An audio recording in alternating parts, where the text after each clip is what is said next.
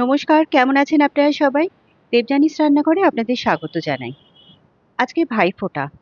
আজকের দিনটা নিশ্চয়ই আপনাদের অনেক ব্যস্ততার মধ্যে দিয়ে কাটছে। আর এই ব্যস্ততার মধ্যে যদি একটু সুযোগ পান আমার এই ভিডিওটা দেখার, তাহলে এই রেসিপিটা কিন্তু আজকে ট্রাই করতেই পারেন এবং ভাইদেরও খাওয়াতে পারেন। রেসিপিটা অসম্ভব ভালো, সয়াবিনের কচুরি। একদম একটু অন্যরকম রেসিপি, খেতেও হয়েছিল অসম্ভব ভালো। রেসিপিটা শেয়ার করলাম, ভালো লাগলে অবশ্যই আমার চ্যানেলটাকে ফলো করবেন আর একটা লাইক শেয়ার সাবস্ক্রাইব করতে কিন্তু ভুলবেন না। এখানে আমি সয়াবিনটাকে প্রেসারের মধ্যে দুটো সিটি দিয়ে নিয়েছি একটু জলের মধ্যে নুন দিয়ে। এবার এটাকে ঠান্ডা করে এর সম্পূর্ণ জলটাকে এভাবে বার করে দিতে হবে। একটা মিক্সিং জারের মধ্যে আমি সয়াবিনটাকে দিয়ে দিচ্ছি আর দুটো কাঁচা লঙ্কা দিয়ে এটাকে একটা মিহি পেস্ট মতো করে নিতে হবে, মানে বেটে নিতে হবে। কোনো রকম জলের ব্যবহার করা যাবে না। এটা দেখুন ঠিক এরকম মিহি করে বেটে নিতে হবে। এবার এখানে আমি ময়দাটাকে মেখে নেব, তার জন্য দিয়ে দিচ্ছি এখানে 2 কাপ পরিমাণ ময়দা, দিয়ে দিচ্ছি পরিমাণ মতো নুন, চিনির গুঁড়ো, একটুখানি কালো জিরে দিয়ে দিচ্ছি। এটাকে ভালো করে মিশিয়ে নিয়ে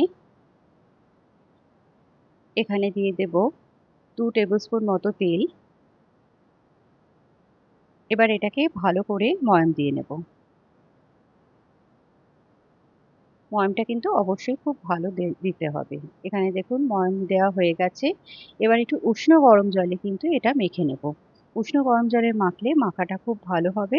আর এটার একটা ডো যেটা হবে সেটা কিন্তু একটু সফট ডো করতে হবে।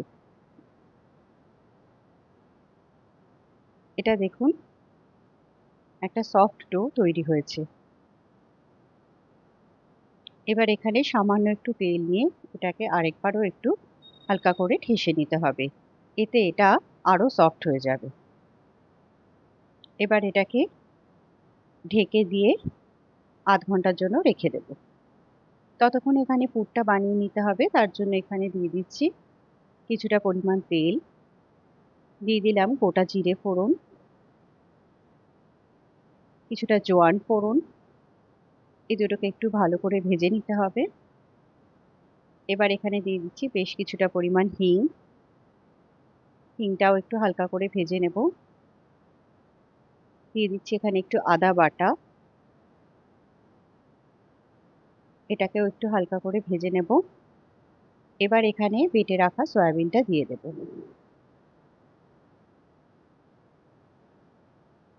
এটা এই তেলের সাথে মশলার সাথে ভালো করে মিশিয়ে নিতে হবে।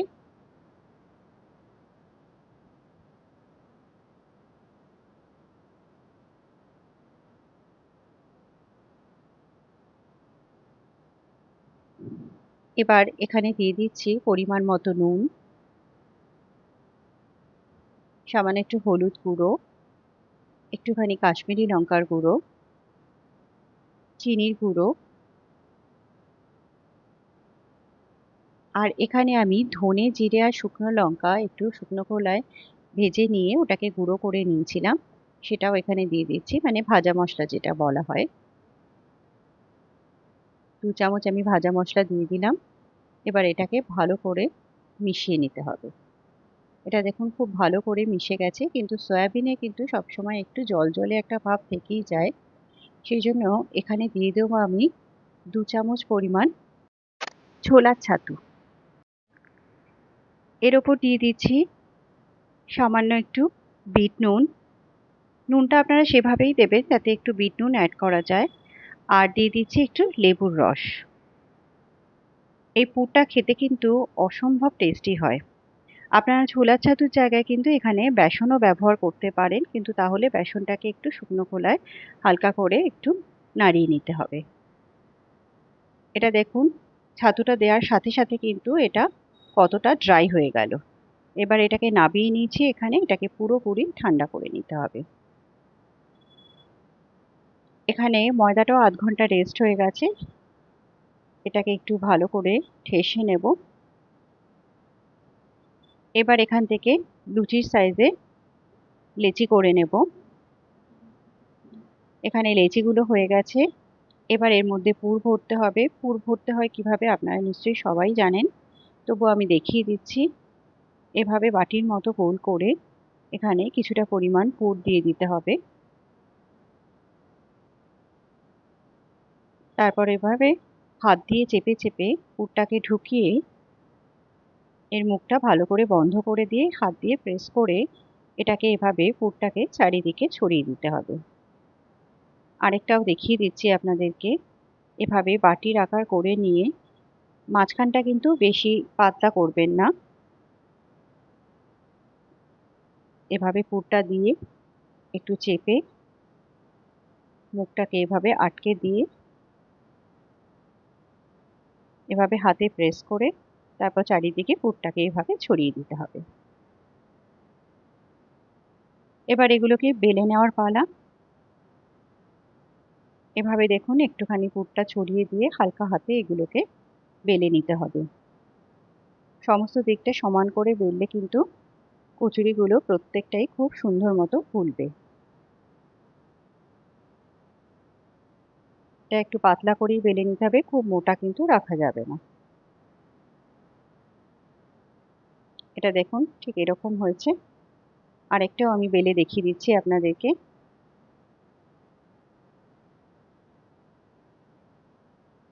এটা কিন্তু খুব সহজ বানানো, খুব বেশি সময়ও কিন্তু লাগে না, কিন্তু খেতেও হয় কিন্তু অসম্ভব ভালো। একটু নতুনত্ব কিছু ট্রাই করতে হলে এটা কিন্তু করতেই পারেন। এখানে তেল বেশ ভালো মতো গরম হয়ে গেছে। এবার এই কচুরিগুলোকে ভেজে নেব।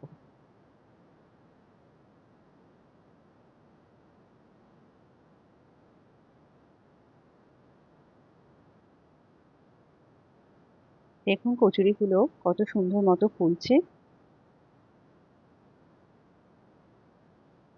সবকটাই এভাবে ভেজে নেব।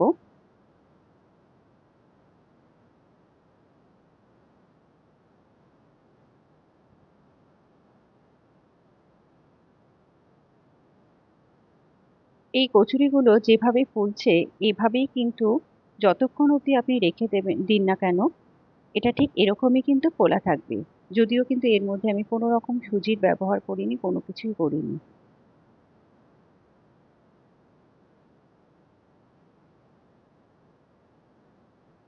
প্রত্যেকটা কচুরিই কিন্তু খুব সুন্দরভাবে ফুলে উঠছে। নিন তৈরি হয়ে গেল। আমি এটা সার্ভ করেছিলাম আমার কালকের তৈরি বাঁধাকপি কোপ্তার সাথে।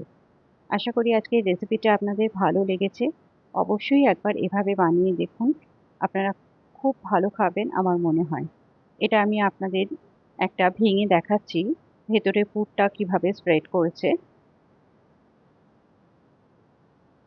এখানে দেখুন এটার মধ্যে কিন্তু পুরো কচুরিটার মধ্যে সুন্দরভাবে পুরটা ছড়িয়ে গেছে। তাহলে দেরি না করে একবার অবশ্যই ট্রাই করুন আর আমাকে জানাতে ভুলবেন না আপনাদের কেমন লাগলো।